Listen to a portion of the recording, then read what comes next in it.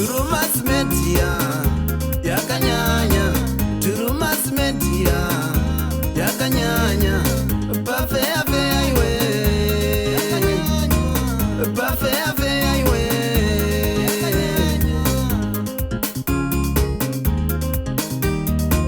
Turumas Media yakanyanya, Turumas Media yakanyanya, Bafea fea iwe,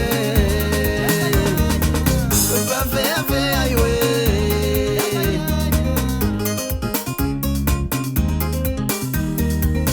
Zauya zauya, nyaya dzamunoda, ringa magosipi, angave makuhwa, zvipo zvakawanda, vanatsi kamutanda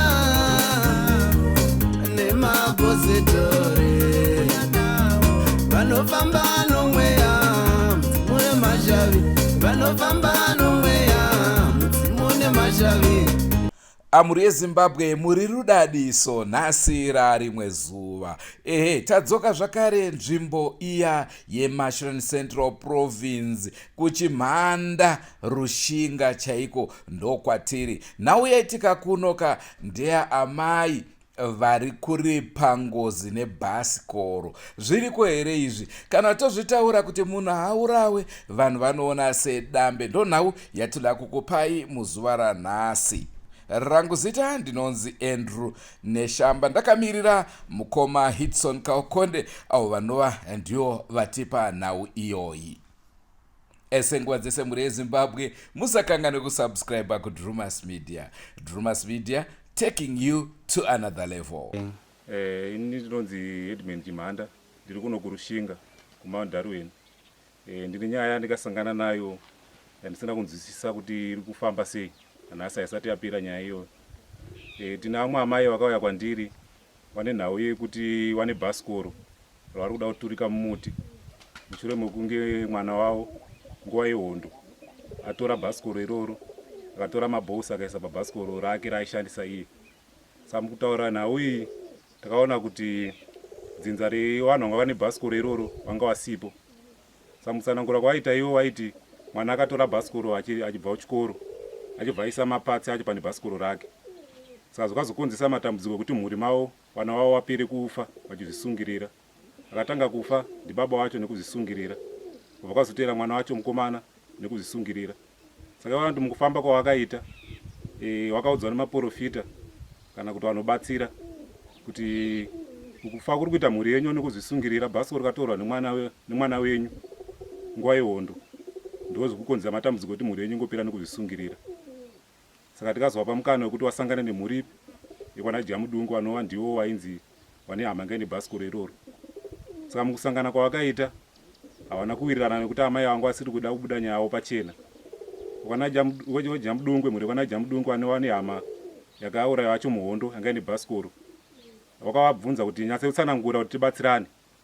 Kana zvakaitika tobatsirana, kana iri ngozi yopera nokuti haipere nekusungira bhasikoro pamuti. Saka amai vaingotsenga-tsenga mukano vasingadi kubuda nyaya yavo pachena. Saka takazovati michienda imogara pasi monyatsowirirana kuti kana muchifamba mogutsikana muri pamwe chete kuita kuti nyaya yacho ibude ikanaka, kana ichinge yazopera zodzoka kwatiri. Saka mukufamba kwavakaita kusvika pari zvino ina hasati ndasangana navo, asi sabhuku anoti wakanikwa wakazoenda kune umwe muprofita kuti wakwanisa kuriona kuti nyaya yacho ingafambi sei. Ndofunga ndo in short ndo pandikamirira kuti nyaya yacho manzwiro andikaiita. Saka kana ichinge yazopera tita kuzotangira kubva ipapo kubva kuna sabhuku kuti kwakazofamba kune zvawakawana here kana kuti zviri kufamba sei. Asi mhuri dzemurume tikanga tavaudzwa kuti ime chitorai mhuri dzemurume sezvo muri mudzimai muri mega mungafambire nyaya idzo. Saka wakabatana nemhuri yavo nemurume wa mukoma murume wavo wanaye. Saka tichanzwa kuti kufamba kwavakaita chii chawakasangana nacho, tozozivisai futi kuti zvakapera sei tibatsirana. Ini ndinonzi Lazarus Jamudungu, tiri muvillage Macharuma, Machimhanda, Edmund Chimhanda. Nhauya tikaunganira pana pai nhau yebhasikoro. Bhasikoro iri zvarakaita ndezvekuti sabhuku acharuma wakauya uri musi wesande kuri kumanheru vachinditi iwo kuna ambuya vakasvika kumba kwavo vachiti iwo wanetseka nenyaya yebhasikoro kwakavhai. Saka waiti iwo wanzi bhasikoro racho wanaro, saka vari kuda kuti titaurirane. Saka ndobva ndavati nhau yebhasikoro yamuri kutaura iyoyo baba wangu inini akavhaiwa wanga wasina bhasikoro ba. Saka nhau yamuri kutaura kuti akavhaiwa kune bhasikoro rawanaro iyoyo handigoni kuimiririra nokuti akavhaiwa wanga wasina bhasikoro. Ndipo wakati tikavati iwo ambuya ava ngatiende kwamambo mutsanangure nhau yenyu iyoyo yacho. Saka acharuma wakaenda nawo kwamambo kuti ambuya ndobva watsanangura nhau yavo yacho iyoyo. Saka iwo ambuya wakanga vane shungu yokuti vanofanira kuuya chete kwachiri sungirwa kuzvinova ndizvo vakarambidzwa kwamambo kana kwasabhuku wacho wakarambidzwa. Saka kwakumanheru kwemusi wesvondo wacho iyoyo mushure mokunge yasabhuku acharuma wandiudza nenhau yacho iyoyo yacho musi wemandi ndobva ndakazoona uyo mupostori watinonamata naye akadarika uno kunoko ndikanga tatomutsanangura nenyaya yebhasikoro iyoyo. Ndobva akazondifonera akati nhau yamandiudza iye bhasikoro iriri kunoko. Ndobva ndauyawo ndobva ndariona. Saka ndobva ndikazofonerawo mukoma wokubhindura. Saka pandikafonera mukoma wokubhindura ndikabva ndafonera acharuma wacho wanova ndiwo sabhuku wedu ndikati bhasikoro ramukauya muchitsanangura nezviro kumbariye kuti titaurirane neambuya wari kuti iwo bhasikoro rawadzudza riyeri bhasikoro rasungirwa kunoko. Acharuma wakanditi chiregai ndichiita sendichifonera mupurisa wakwamambo asvikepo paarione. Acharuma wakaita izvozvo. Saka pakauya mupurisa wakwamambo achiona inini havana kunge wakandizivisa. Ndikatozongonzwawo paakazouya achiti muri kudiwa kwamambo kuti mukwanise kupindura kuti bhasikoro iri rikasungirwa kumunda kwenyiri ndorenyu here kana kuti rikafamba sei. Ndiye akazonditsanangura kuti ndakasvika kumunda kwenyu akatondiredza mafotosi yacho. Saka tikaenda kwamambo kwacho. Tasvika kwamambo wakanzi tsanangurai nhau yenyu kwakavhai wacho waripo wanzwe kuti bhasikoro iri nderawo pakuita sei. Ambuya wakatsanangura nyaya iye wachiti bhasikoro iri rakaoniwa nemwana wangu rakasungirwa pamusau kuma80s uko. Saka mwana wangu akatora mutanda iyoyo ndobva azoenda kobvisa mabholzi meno kunhingi kubani kuzasi uko. Saka kubva ipapo takazoona masaramusi yokuti mwana wangu aitenderera zvigunwe semabholzi ebhasikoro racho iyoyo. Saka kubva ipapo masaramusi haana kuperera ipapo.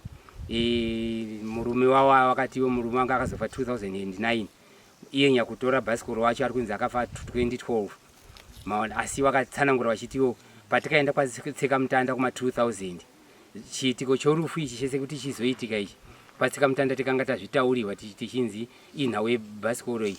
Saka mambo kwacho wakatsanangura vachiti murume wangu anofunga hana kutendesekaba asaka rufu wakazouya. Tobva tavati sisi kwamambo kwacho iko kwacho tikabva kwatavapindura tikati aiwa patikatama tichienda panzvimbo yamukasungirira bhasikoro akavhai wanga wasina bhasikoro. Baba wangu wakanga wainamata Roman Catholic. Pawainamata Roman Catholic vachiita mamisa ese kwawaienda notsoka hawana kanamboita bhasikoro. Ndopa wakazoti ambuya waiwai zvikanzi hamuna hama here yakamboita bhasikoro. Tikati ko ainzi baba waya naye ainzi Josephine ndiani. Tikati Josephine mukoma wedu ndiye akamboita bhasikoro anga ari muprista wekuRoman Catholic. Saka zvikanzi ndiyeyo muridzi webhasikoro wacho iyeyo wacho. Tikati manje zvamakaita imi manje makaita wrong. Joseph haana kugara pamusau apa pamukasungirira bhasikoro. Joseph akagara kuchihwai ndokwaakagara ikoko. Agara kuchihwai munda wake ndokwawo kwanga uri ikoko. Zvikanzi inini ndikanzi ndiende kusungira ipapo. Ndikati aiwa zvamakutsanangura zvaJoseph ndiye anokodzera kuti munoenda kugona kuenda kusungira kudongo kwaJoseph uko kana kumunda kwake. Akavhai zvakanga asina bhasikoro hamugoni kuenda kunosungira kuningini kumunda kwaakavhai nokuti akavhai wakanga asina bhasikoro. Zvikanzi inini ndizvo zvandikauziwa nomuprofita izvo zvokuti ndiende kunosungira ipapo. Tikati aiwa isusu manje zvazvinenge zvichida paka tinenge tichida kuenda kumuprofita wacho akakuudza izvozvo wacho tinzwe kuti zvamuri kutaura zvachozvo iye wacho muprofita ari kuzviwana kumweya here wekudenga kana kuti ari kuzviwana kumweya womufi wacho iye mukoma wedu wacho wamazotsanangura pamuchiti imimi ndiye muridzi webhasikoro. Saka wakangotenderera Saka izvozvizvi tabva kwamambo kwacho ndipo wakazonzi kwamambo wakanzi chiendai kuwadzinza wemurume wenyu wamuri kuti akafa wacho. Wakazoenda kotorawo wacho baba akasara wacho chiparausha. Tichingosvika kumba patakabva kwamambo kwacho wakabva wasvika kumba uko tikabva tatsanangurirana nyaya yebhasikoro iye tikati ndo matsanangurira tikaita uko. Saka iye baba wacho akabva ataura achiti iye mambo haana authority yokuramba zvikataurwa nomuprofita. Mambo haatongi izvozvo nokuti mambo haaoni zvomweya. Tikataura iti saka mimi mati bhasikoro ramba ririko kuye here kana kuti muri kuda kuita sei zvikanzi bhasikoro hatisi kusunungura. Tikati isusu tatiri kuda kuziva kuti akakutsanangurirai wacho kana mune mari kana ari padhuze toenda iko kwacho tobva taita sei tobva tanzwa kuti zvamukatsanangura ndizvo here zviri kubva kuhama yedu here kana kuti zviri kubva kune muprofita. Saka iyo hawana kuda kupada baipo kuti tidzoke kumuprofita wavo. Wakada kutoti pawakazoenda kwasabhuku achienda kunoripota sabhuku ndobva awati iye sabhuku charume ndobva awati iye zvamuri kuramba zvawari kuda hama dzacho izvozvo zvacho ndo zvitori izi izvozvo ndobva wazodzoka futi kwatiri zvikanzi zvanga tichiramba zviye ndizvo tichiitai. Ndobva wazonzi kuno muprofita ari kunyamatikiti uko takakuenda ikoko kunyamatikiti marimwe zuro maprofita acho hatina kuyaona. Saka iwo wacho ambuya wacho naiye wacho chiparausha wacho takawasiya ikoko. Muprofita wacho akanzi akaenda kuHarare saka ari kudzoka nhasi chipiri nemabhazi emasikati. Saka wakatiwo kana muprofita achinge auya tichakufonerai chichanetsa manje pacommunication iwo fone hawana wakati fone wachakumbira. Saka tikangomirira nhasi chipiri chino kuti tinzwe kuti muprofita kana achinge auya tichaenda ikoko tononzwa nhau yebhasikoro yacho iyoyo yacho ndo mamiriro yakaita nhau yebhasikoro. Ini ndinonzi Victor Chidya Mudungwe. Ndawira nhau yebhasikoro iyi ndikasvikotsanangurira navo kufungira kwawakaita kumunda kuno vakatsanangura kuti bhasikoro rinonzi ndokwakavhai. Ndikati mukanzwani vanga vasingabude pachena kuti wakanzwa kumuprofita kana kuti wakanzwa kumweya. Ndikati baba wakafa 84 wanga wasina bhasikoro. Amai wakafa 2018 wanga wasina bhasikoro. Saka patikambogara kumunda tapisiwa nohondo. Baba wakafira kumunda ikoko tinomusha ikoko. Patikazotama 87 hakuna chinhu cha baba kana chani chikasara kumunda. Bhasikoro yonza bhasikoro ranga rakasungirwa mumuti mwana wangu ndoma akarisunungura mumuti. Muti upiko watisina kuona isu taigara ikoko. Tukanzi akarisunungura mumuti achitora mabhonzi achizoenda. Raiwa gore ripi wakutsika munzayo nokuti nhanda kudzidza handizive gore racho. Ndikati mambo wataura ndikati ko ari kupi mwana wenyu. Tukanzi akafa gore ripi. Tukanzi 2012 ko varume wenyu vamamboti wakafa gore ripi. Tukanzi 2009. Ndikati kufa kwawakaita vanhu vairi ava maiti wakafa nehunzi wakafa nobhasikoro. Kokubva panguva yese mukange mambouya here kotaura nesi isusu. Kuzvinonzva tisina bhasikoro isusu. Dzimwe nguva imimi bhasikoro iri maitange tsamba yaitwa wrong address haisvike kwairi kuenda. Kana foni ukapotsa imwe nhamba uchifonera munhu wakufonera hasi anodaira foni yacho. Nokuti bhasikoro tasina bhasikoro ba isusu. Saka imimi bhasikoro harisi redu nokuti baba wangu asina bhasikoro. Nzaiwa ndo zvakati kuti aiwa hamungakunde isu katikabvira kugara 1979 kusvika 87 tiriko kumunda ikoko. Dai rikasungirwa nguva izodzi taitadza kuriona here iwo uri musha wese. Ndopavazi aiwa ko hamuna here hama inonzi nengi baba wayanai anga ano bhasikoro kana kuti Joseph. Ndikati mukoma wangu ndonzi ndiye muridzo bhasikoro. Ndikati maziva sei kudaro vada kutaura ndikati naiwa imimi rega kunyanya kutaura zvaJoseph. Inini ndiri munin'ina wacho. Joseph akaberekwa 1945 ini 47. Ndinoziva zvakawanda.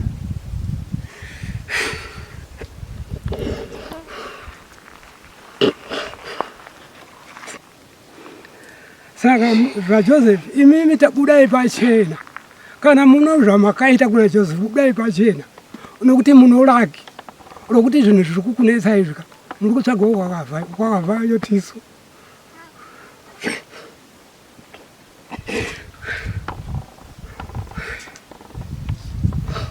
kudai pachena nekuti zvamaita imimi ndikavanongedzera murume ndikati mukuona murume akapfeka sutu toti apondiwa nemunhu mumwe munhu wozouya kutora sutu yacho kana murume uyu mweya wake wakumuka haumukire sutu iyi unomukira kufa kwaakaita sutu ndozopedzisira kana kuti amuponda wacho ndiye atora sutu yacho sutu iyoyi amuponda anotanga kubhata kuponda kwaakamuita sutu ozopedzisira ndo zvimwe chete zvinobhasikuru imimi budai pachena munolage kuti wana izuvo kwakavhai mungadai musana kuti wana imimi chicheimo chenyu maipa kuna ani ndopawazopedza kuti kana zvati kana zvikoma kuda uraiti inda ndofa inini ikati zviri kwamuri kuuya kwandaita uka ndauya kuti uyu mwana mudiki kufa ukaita baba uyu anga anonenge akaberekwa 1970 baba akafa 84 werengati pano makore mangani history yese yomuna 80 kana 79 uyu zvaanozivapo ndosaka ndauya nekuti nani chandisingazizeva muupenyu wababa kusvika wafe nokugara kwandikaita nomukoma wangu kusvika afe hakuna chandisingaziva asi ndikuti budai pachena panyaya yenyu kana murime mukaita kuti Joseph afe nobhasikoro taurei pachena isu tiripo kukuteerei mashure zvino hamusi kuda kubuda pachena zvino hatiteerere izvo unzave tikanza maprofita orai chitiudzai ka maprofita ati tiende ka kuno muprofita wacho tonzo manzwira mukaita acho zvino amburoso tabva kwamambo taiti naye sabhuku chandosvika pamba amburoso ari kusvika tomutsanangura nhau imwe chete unzi tikati sumambo apedzira achitiendai mobvisa bhasikoro munda kwaakavhai ndokunzwa amburoso aiwa nengi mambo hafana kutonga zvobhasikoro iro haanei nazvo mambo wacho iro dai wari ozete bhisi mungataite mutauro ukadai kati aiwa kauzete bhisi vanhu vanomanikidza here zvandisingadi bhasikoro iri hasisi kurida tine vana kune miti inonzi misau iyoyi iri kubereka vana vanogona kuzosvika vachitemha masau kana vachitora mari yamunzi makakanda mari iyo mari yacho mukakanda pasi pomusau amukaikandira unzi takakandira kuti vana enenge pawakatora bhasikoro pasi abva vana masau yawaidya imari yomasau ndikati zvinowana vedu tinotya kuti vanozononga mari iyo pamwe mhepo dzamukaisa pabhasikoro iro saka tiri kuti vana vedu havasi kutokuenda ikoko bvisai bhasikoro iro zvino nanhasi havasi kuda kubvisa vakazopeja vachiti ayo hatiribvisiba saka tikavasiya kumhiri kwenyamatikitiwo tichimira muprofita wacho tikavasiyira foni nhamba foni havana amai wacho foni havana amburosi wacho haana foni tikangovapa foni nhamba dzedu saka zvapana kubikira murendo sata nopfuwa kukumbira saka hatina ushiva kuti vanotifonera here undi foni yacho wakati tokumbirawo saka ndo nyaya yobhasikoro riri apa iyi ini ndinonzi Sabhuku Charuma zita rinonzi Albert Charuma ndo zita rokuzvarwa naro Sabhuku Charuma chiitiko chiri panapa chinoshamisa zvikuru musau watiri kuona wakasungirwa bhasikoro kamwana kemuzukuru kemusau miti mikuru yaiva panapa kubva patakabva muhondo umu hapasisina musi wa12 April kumanheru kuma6 ndakasvikirwa ndiri kugadheni namai zvinairo chiparaushe vachiti Sabhuku ndauya kuzokuzivisai nenyaya yandafambira kuuya kuno sekuzouya kwamunoita kuti ndakafirwa nemwana nemurume vachizvisungirira saka pamusha apa pakashaya rugare ndakatama ndakabva mumusha ndoga iye zvinezvi ndaakugara kuHarare kumapurazuko kuyawo kukuru kuvakwa parliamendi itsva saka ndokwataakugara zvino mukutambura kwangu nemhuri kufirwa kwandakaita takazofamba-fambawo ndokumbonzwa kuti varume vangu vachiri vapenyu dambudziko riri mumusha mumwana wenyu mukomana akaenda akanosungunura mutanda webhasikoro wanga wakasungirwa mumusau kudongo kwakavhai saka baba vakaudzwa kudaro vakambozviita so vanozviignora kusvika mumwe musi baba nokuignora kwavakaita kuti vadzosere bhasikoro kwakavhai kunorisungirira mumusau havakanonoka kuzviita. Mumwe musi vakazoti vachibva kuHarare vaenda kunoteerera magetsi, vakazofunga vamwe Harare mutauni kuti regai ndiende kumusha. Wasvika pamadzi wabva wafunga kuti betai ndidzike, ndokubva waburuka, ndokutotora tambo yanga iri pajaketi ravo ndokuzvisungirira ndokufa ipapo. Vasara vamboita makore zvishoma, vakazonzwa kuti mhuri inoperai. Mwana achibva aita zvimwe chete izvozvo, nhasi mai nhasi sadza handitombodya chikafu, chandakadya nezuro chakwana, ndiri kunzwa kusara kudya nekuti kwandiroda kuenda nhasi hakuenda chikafu.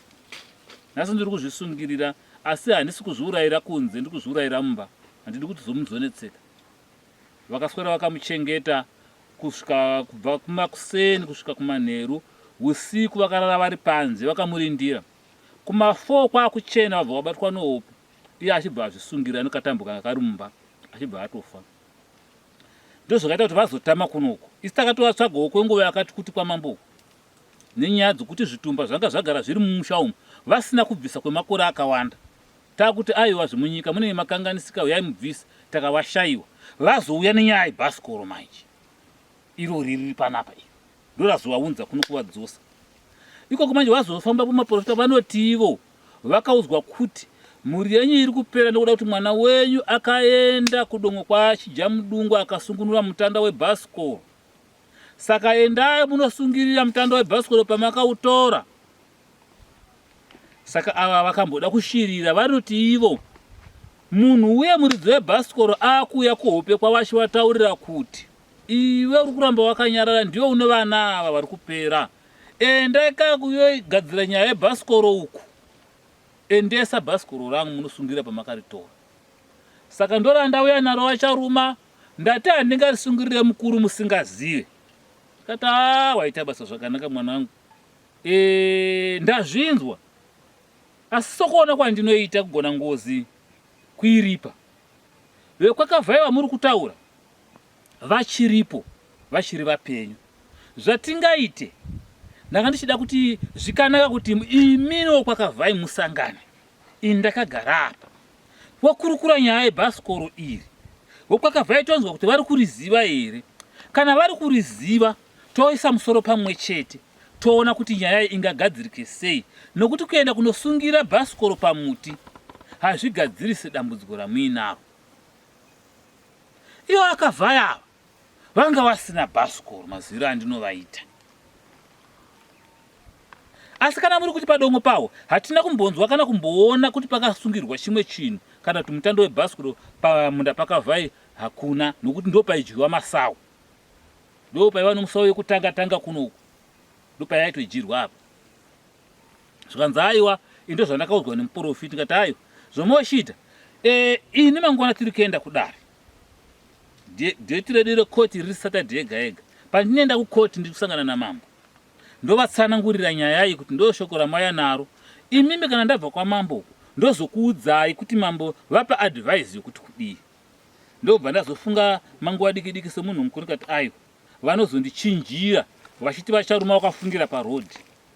Ndobva ndati muraora zvomochigadzirai imi manguva ndopfuura ndichikutorai, toenda tese. Tikapedza isu basa redu rokukoti, kana nyaya dzedu dzapera tapedza, imimi mozotsanangura kuna mambo kuti nyaya yenyu yakamira sei, tobatsirana pamwe chete namambo kupanana kuti pfungwa yekuti mungaite sei.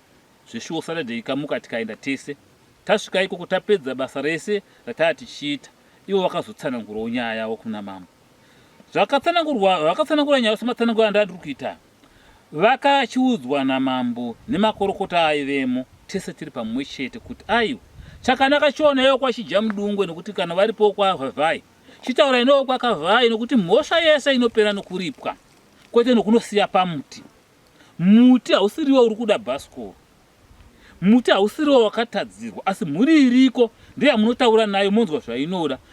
Vana vacho vokwakavhai vari kuti baba wanga wasina bhasikoro, asi mukoma wavo ndiye anga aine bhasikoro. Mukoma wacho iyeyo vana vake variko. Saka zviri nani kupa vana vacho bhasikoro, asi kuti ritambirwe rinotopinda nokorokavhai. Voshedza vana vacho nohama dzavo, votaura nyaya iri vari pamwe chete. Zvikanzi tobva taurirana pa zvikanzi alright tonodaro. Ndokati atochenda kwakavhai mangwana. Tirimo sati tapedza zvikanzi pano umwe akabva anopfunga kuti izvezvi nhasi kune Pungwe kwaChijamudungwe mwana waakavhai, kune chechi nhasi. Maprofiti ari kuenda ikoko nevamwe vari kuenda, saka zvakatonaka chiita isu amai mimi chiendai kwakavhai. Kana maenda kwakavhai morara pachechi pane vamwe, imi kana vaprofiti varipo nyaya yenyu kana vachiibata vachaibata. Inini mangwana kureva ini vasharuma ndomuka kuseni ndoenda kwakavhai kuri chechi ndonoona kuti pano zvabatwa here navaprofiti usiku hwosewo. Kana pasina topfuurira mberi nokutsanangurirana naakavhai mashoko amauya nawo. Pakanaka toparadzana iwo woenda. Pungwe haina kuzoitwa kwaitika nhamo. Saka mangwana acho zuva rekuenda kuindependence rakwana, namuka ini ndaenda kuindependence. Ndatova kuindependence kuchiwesho uku ndipo ndakazofonera naChijamudungwe achiti bhasikoro vacharuma ramaitaura riye rako kumunda. Ndobva ndati achirega ndifonere mupurisa aende kunoona, abva anosamona amai vacho tisangane nawo titsanangurana notinzwe kuti ko iwe tamborangana kuti ngavarege kusungira sei vazoenda kunosungira. Saka izvozvo zvakaitwa kusvika musi weSaturday iro svondo rapera iri musi wa19 ndobva tichisangana kukoti. Ivo vanga vasiri kutongwa asi tiri kuti idhei rekoti tapedza koti ivo vakazopinda taakutsanangurana nemhuri yokwakavhai kuti tiedze kusanganisa mativi ese vari maviri tibudise chinhu chakanaka, kwete kuti tisiye bhasikoro riri pano asi kuti mhuri mbiri idzi dzisangane dzikurukurirane isu tiripo totsvaga nzira yakanaka inogadzirisa dambudziko riri mumhuri ava vari kunzi vakatora bhasikoro kwachiparausha. Saka takakurukura imomo tikaonesa amai kuti kwa imimi hamusi mwana wokwachiparausha muri muroora. Yes, ndimi mune vana vapera asika imimi muri muroora. Chitsvagai mhuri kana kuti hama dzokwachiparausha dzokumurume wenyu dziuye tisangane pamwe chete newe kwaChijamudungwe tikurukure. Saka vakazobudamo vachienda vachinotora baba mukuru wavo mukoma womurume wavo vakauya navo vakaenda kwaChijamudungwe vakambokurukura vakazotakura nomubaba mukuru wavo vachiuya kugadheni uko tichitaurirana kusvika tazowirirana pokuti aiwa ngavachinotora vakuenda kunyamatikiti kumuprofiti. Ndakambenge ndati ndokupai mupurisa wamunoenda naye kuti anoona kuti zvichafamba sei. Semunhu mukuru pfungwa hadzipererwe dzakauya ipapo kuti mwana waruda kuendesa iwewe achatambura ikoko nonzara, achanzwa nokufamba. Handina kumufonera nokuti ndakabva ndaudzwa kuti aiwa mwana waukaendesa mwana achatambudzika. Saka ndobva ndangoti no mupurisa uyo foni dzake dzakaramba dzikandinetsa foni dzake. Kuramba kwomunhu mukuru kuona kuti apa hapana kumira zvakanaka. Saka vachibva vaenda. Saka ndo patakaparadzana nawo mhuri kwaChijamudungwe wokwakavhai ava naivawo kwaChiparaushe vachienda kunyamatikiti kuti vanoona kumuprofiti. Kana vabva kumuprofiti voya vachindiudza kuti vavanei towana pokutanga napo. Ndo mamiriro akaita nyaya yebhasikoro riri pano. Zvino munguva yatiri kutaura iyi misau iyi panga pasina musau pano musau waivapo wanapo nokamuti akazire kamerapo yakanga iri 3 kana uchitaini ndingotaurawo kuti dai veDhumas Media vatibatsira kuti tizive chiitiko ichi nokuti pane mari tichine vana vadiki diki. Saka tiri kutotya kuti vana vakafambira nzvimbo ineyi, nzvimbo yekwaCharuma vanogona kunhonga mari. Saka dai makurumidza kutibatsira ndo zvandinazvo chete.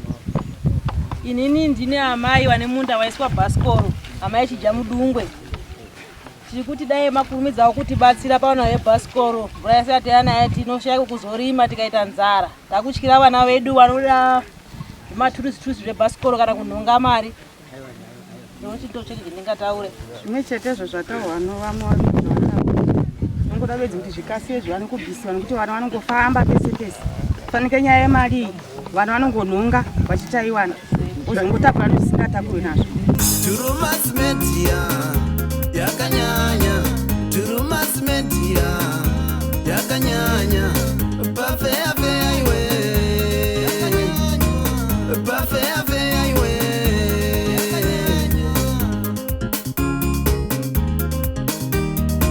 Dhumas Media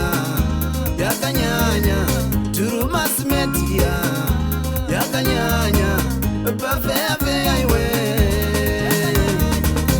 bafeafe aiwe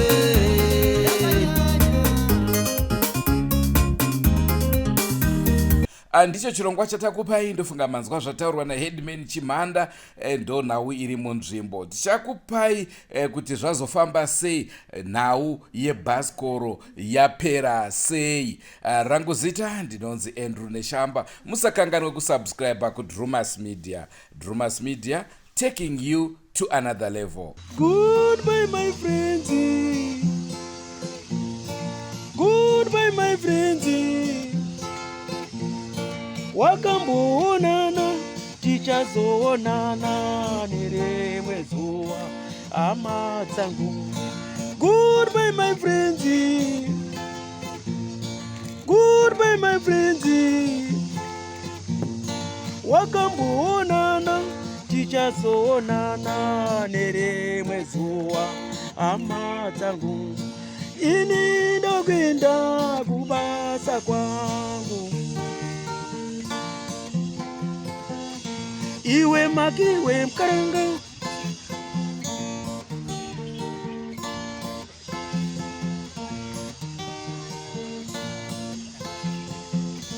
iwe makiwe mkaranga, iwe makiwe mkaranga.